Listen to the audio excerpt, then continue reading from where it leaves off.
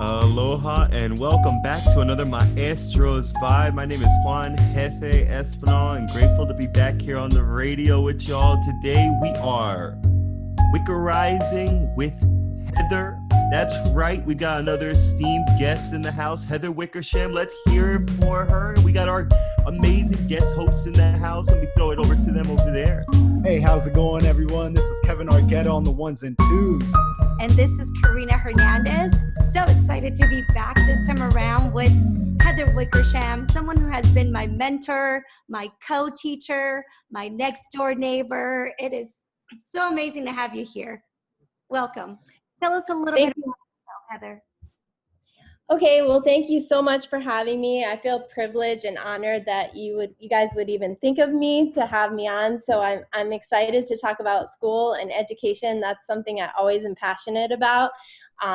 In fact, I probably could talk too long about that. And that's why I'm so lucky to have Karina as one of my colleagues, because we've had the best conversations about education. This is my 17th year as a teacher. About 2 years ago, I became National Board Certified, and I've taught every grade in English from 6th grade all the way through 12th grade. I'm also an AVID teacher, and I teach AVID elective. I've taught middle school AVID, and I also, right now, currently teaching 9th and 10th grade AVID. A little bit about me. Yes. That's so awesome. We are also an AVID school at my school down the road. So I love AVID too, Heather, and I'm so excited to hear a little bit more about that later on in the show. But to get us started, what are you hopeful for? That's a great question. I think we need to be hopeful in education all the time. And the best way to be hopeful is to be around teenagers. They have the most optimism about life, and their energy is contagious. And so that's why I'm hopeful that we can get people to join education and stay in education. One of the things that really bothers me is that the attrition rate in education is so high. And I really am hopeful that we can start to keep teachers in education longer than 5 years, which is sort of the average attrition rate when teachers leave. So I'm hopeful that we can begin to keep teachers in education with the right training. I could talk more about that. I'm not sure how much you want me to say about that. I have a lot to say, but yeah. We want to hear it all, Heather. This is a space for you to share your thoughts and to share that with our audience. And everything that you've said so far, though, it's why we also want to continue doing Maestro's Vibe, to give teachers a platform to share, to inspire others so that hopefully they can stay in the profession, because that is so true. You know, we do have a lot of people leaving, and we do want them to stay. And I also agree that teenagers are really amazing. Yeah, they're the best. They are. I love, I mean, it's the reason why we teach, right? So that we can impact the youth.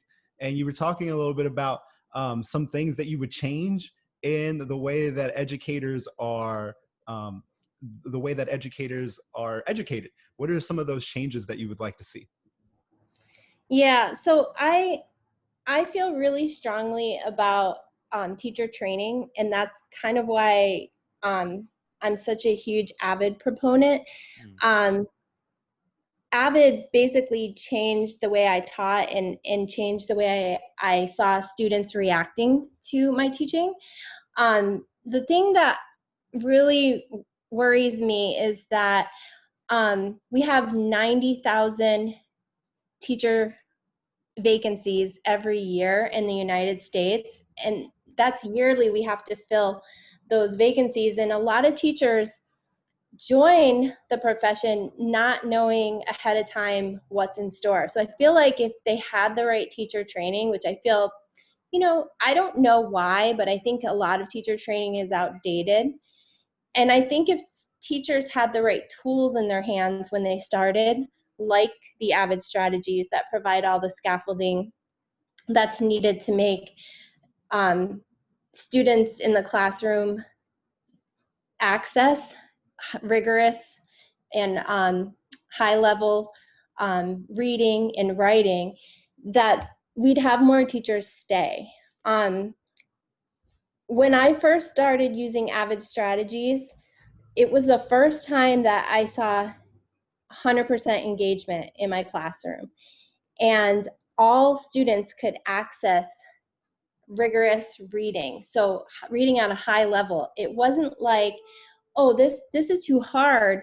It was, let's give these students the tools to access this reading, and now everybody can do it.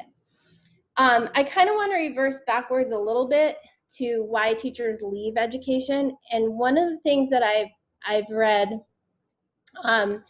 is that most teachers leave because of the stress of testing and the high stakes testing that puts a lot of pressure on them.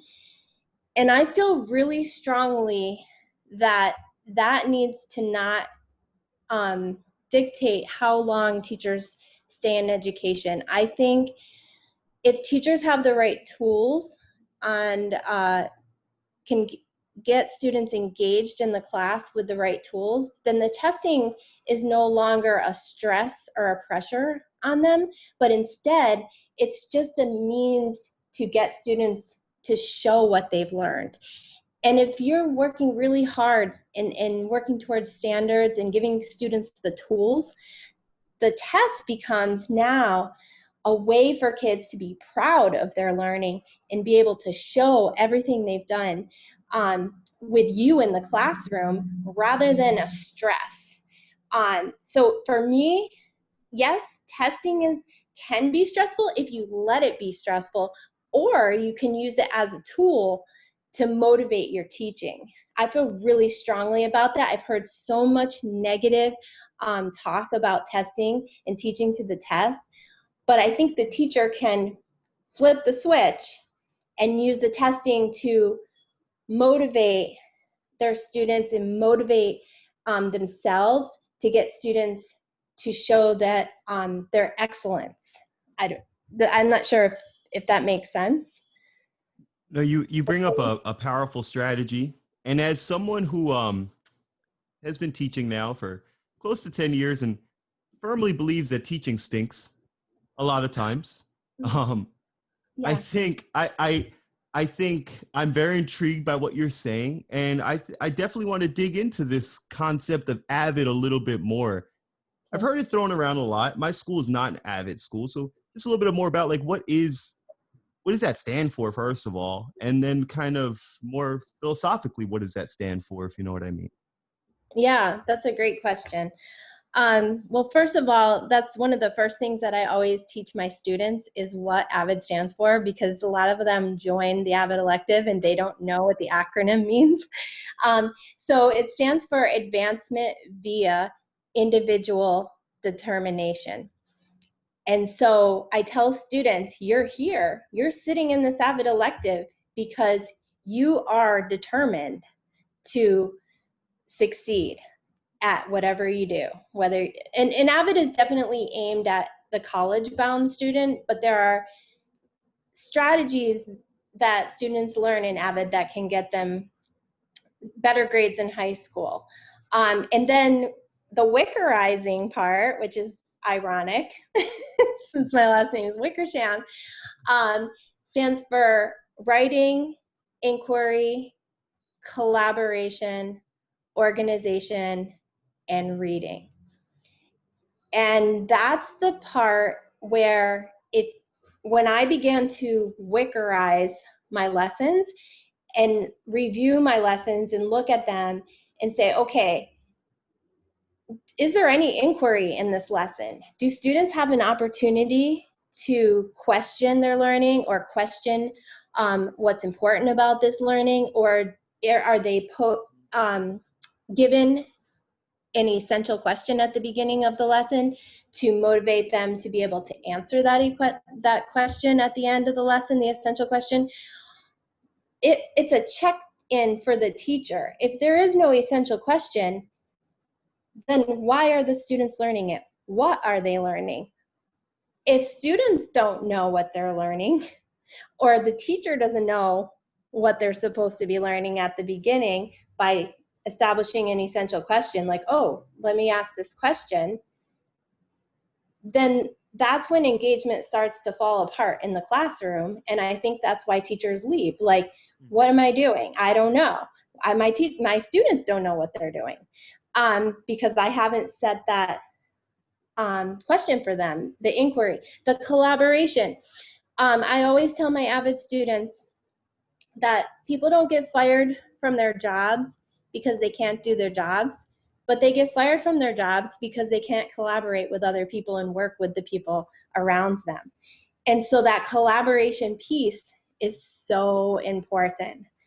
And AVID is amazing. In fact, I can take AVID collaboration lessons and use them in my 11th grade English classes. I don't have to just use them in my AVID elective.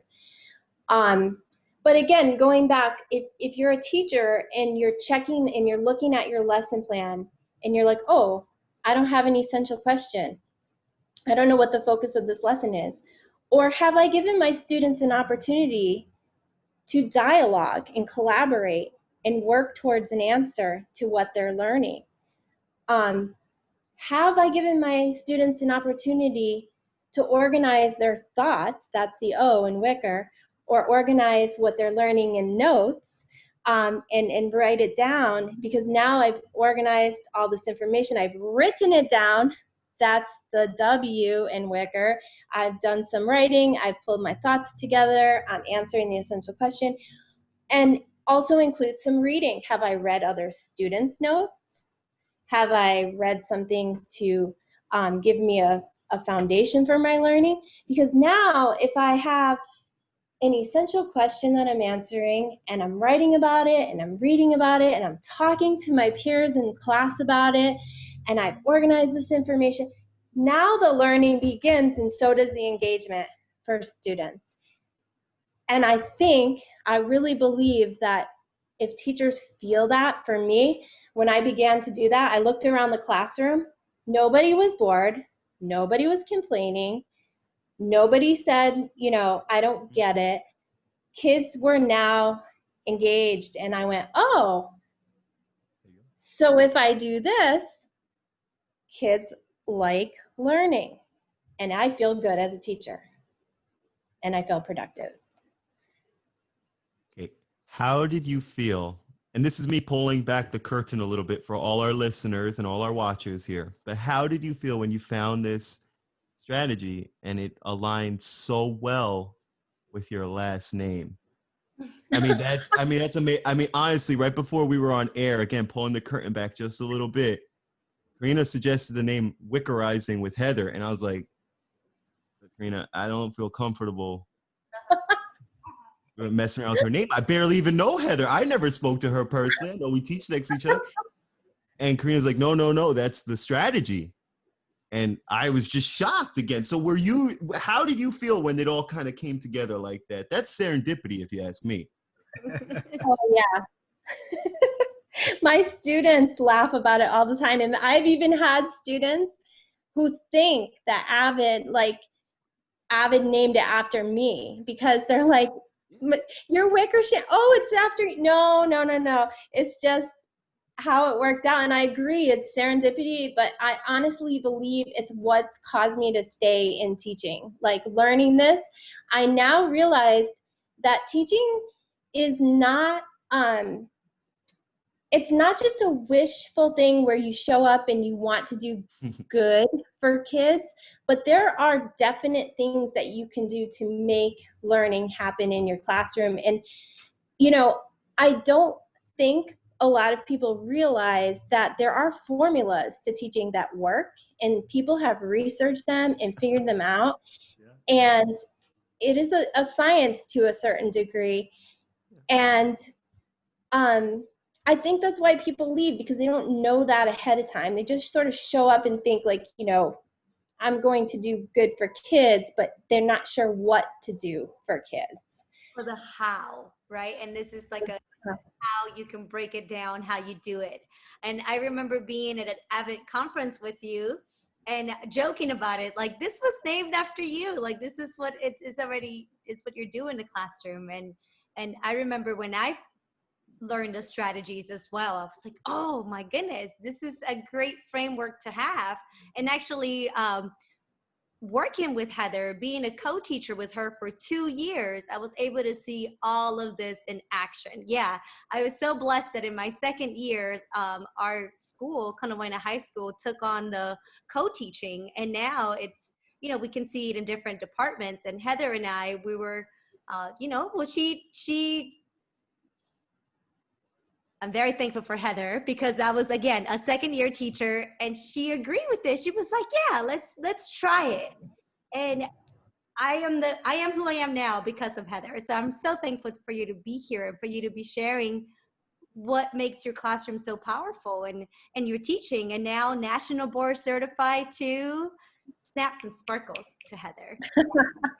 Sparkles. And that, to me, Heather, what that proves is that you are a lifelong learner. And with your WICORizing, part of that is bringing in reading. And I know that you brought some reading for our listeners out there in our literature circle. So Heather, what do you have cooking for us today? Okay. Well, it's really funny. I do have to just kind of piggyback before I get to that answer. I feel like I'm in the presidential debate by saying that, but that I am a lifelong learner, not only in learning AVID strategies, but when Karina was talking about co-teaching, I think it's really important for older teachers or teachers who've been in the profession for a long time to learn from younger teachers. And so when Karina and I were working together, she brought so much to teaching that I had maybe forgotten about, because I was maybe in my, 12th or 13th year of teaching. And she brought the energy, the positivity, the optimism, the relationships. And so from that, I learned, hey, it's not just the science, not just the essential question in the WICORize lesson, but the relationship has to be there too. And so I really want to encourage teachers to not isolate themselves from the multi-generations. They say, like, right now in education, there could be like somewhere between 3 to 5 generations working together, the multi-generational workplace. And we all have something to learn from each other. Like, we need to learn from the new teachers coming in just as much as they need to learn from us if we truly are lifelong learners. And so I don't just want to just focus on only the science, but the idea that we're working collaboratively, Wicker, with everybody else at school. I really believe that. So yeah, my lit circle is from Of Mice and Men by John Steinbeck. And the reason, I've been teaching that book for 10 years.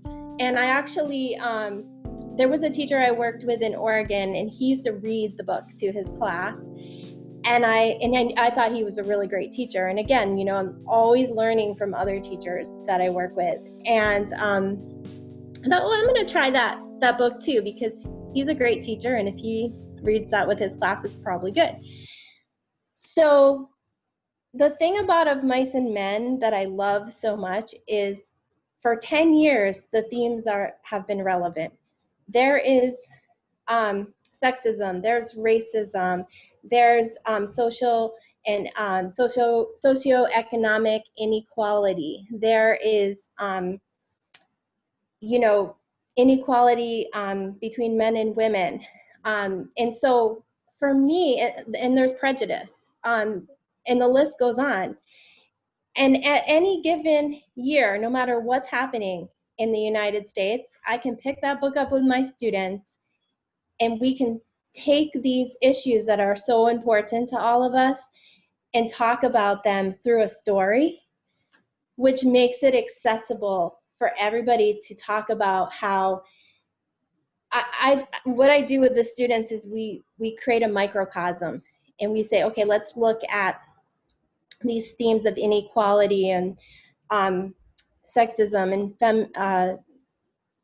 racism and all of these things going on in Of Mice and Men, and let's zoom the lens in, and let's look at Kona. And where do we see this happening? And then let's zoom the lens in a little bit further and let's look at the high school. And what groups do we see at the high school? And then you can take these big concepts that are so important in our world and kids and zoom the lens right in, and then they can identify with the characters in the book, and they can identify with who they know at school and how they now can help eliminate the sexism, the racism, the prejudice, all the inequality, because now we can bring that lens into something that they know and they can all relate to, especially because in Of Mice and Men, it has migrant farm workers from the Depression. And in Kona, that is not a foreign concept to anybody. All kids get that. Especially South Kona. Yeah, absolutely. There isn't anything that George and Lenny do that they don't understand. They totally get it. And the cool thing is, as an English teacher with so much to do in our curriculum, the book is like 107 pages. So you can teach theme and character and plot and all the things that kids need to know with a 100-page book. It doesn't require a huge commitment time-wise. And that's something for this book is a classic. I'm a genuine non-reader. I've been put on tape. Haven't said that many times, but this is a book that definitely resonates with me. Still to this day, having read it years ago, and I do think that it is something to think about, like how you can bring a book and teach these ideas of how people are.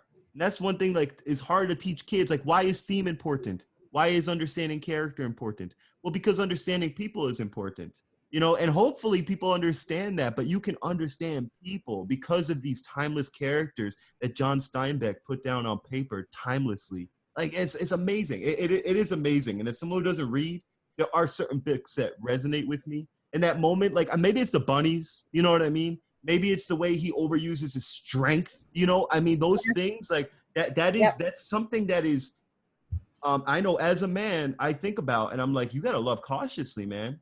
You can't just smother what you love, because that you could destroy it just as easily.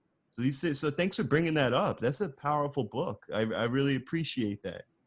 It is. And like what you're saying, like you're a non-reader, we have lots of non-readers, students in the class who are like, I don't like to read.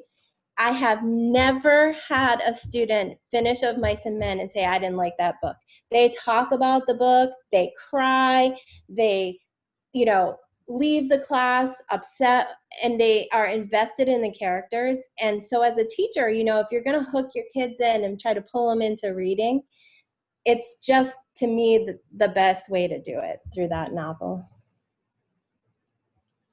That's so cool. And I love how you've created a microcosm that you keep on relaying back to the kids' lives. Wondering, just out of my own curiosity, what's that product look at the end that you want from your students from that novel? I've done different things with it because I've been teaching it so long. I've done things like book jackets. I've had kids do skits. I've done theme analysis where they track all the themes in the novel on a graphic organizer all the way through the book, and then at the end they choose one of the themes to analyze in an essay, and they already have all of that's something I like to do too as an English teacher, is have my students build all of their evidence in a unit on a graphic organizer from the beginning of the unit to the end. And then when I ask them to write an essay, they don't have to go back to try to figure out, where's that quote from the book?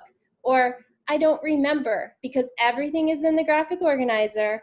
They can just, boom, go right to their outline and begin writing their essay because they have all the information, I guess, before they even start writing. Thanks for WICORize.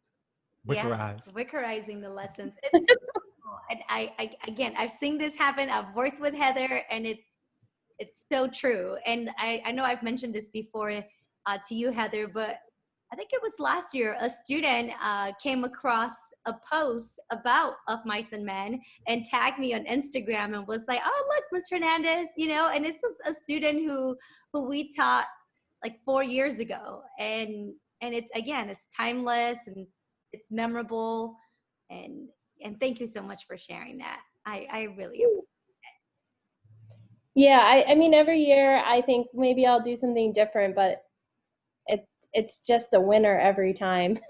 So I can't. it. Mm. You gotta I stick like to to the you gotta stick to the winners, Yep. And it does bring us to an interesting question, moving forward, like you just mentioned. What do we do now? Well, that's a great question. What are the next steps? Where do we go? I think I guess I have to say, like, continue to learn from each other, continue to be open-minded. And I had a little graphic that I had put on my notes for this, and it's the graphic that shows equality versus equity, leading to liberation. And the equality image is, hey, everybody's trying to look over the fence, but they're all standing on the same box and they're not the same height, so some people can't see over it and see what's going on the other side of the fence. But at least if we could at least get to equity, and to me that's what AVID strategies are, is one person can see over the fence. They don't need anything. They're doing fine. They just need the teacher to be a strong teacher and give them rigorous curriculum. But then somebody else might need one box to see over the fence. And to me, that's the AVID strategy. Somebody might need sentence stems, or needs to learn about CASA's levels of questions, or need you to WICORize their lesson in some way. Or somebody might need 2 boxes to see over the fence, and that's the team building in AVID and all of this stuff. So where do we go from here? We continue to give teachers tools that help students reach equity and all be able to access the curriculum, which leads me to, and I try not to be opinionated, but I really hurts my soul when I hear teachers say that a student is lazy, because I don't think any students are lazy. Students want to succeed. Students want to do well, and they want to know that their teacher thinks they're doing well.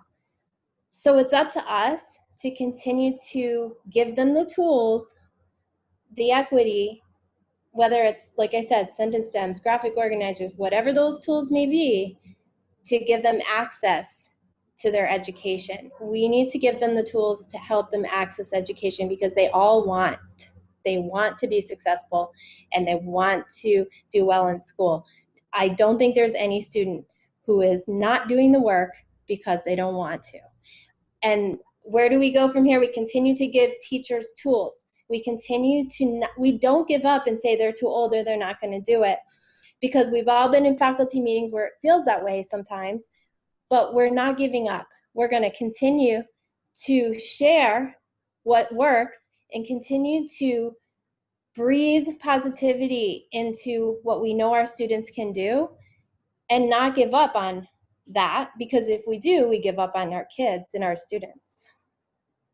And I like this one thing that I learned from you, excuse me, which is, we know there's the saying of fake it till you make it, which I remember I used to embrace that. And then in one of your lessons, you show a TED Talk video. Well, you told me about it, and maybe you could share a little bit more, but it goes like, fake it till you become it.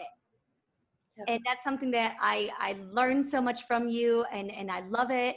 So for everyone who's listening, to the parents who are now teachers as well, like, look up WICORize your activities and your lessons, because that is helping our students get to where they need to get to achieve their dreams. And and if we don't feel comfortable using the strategies yet, just continue to do it.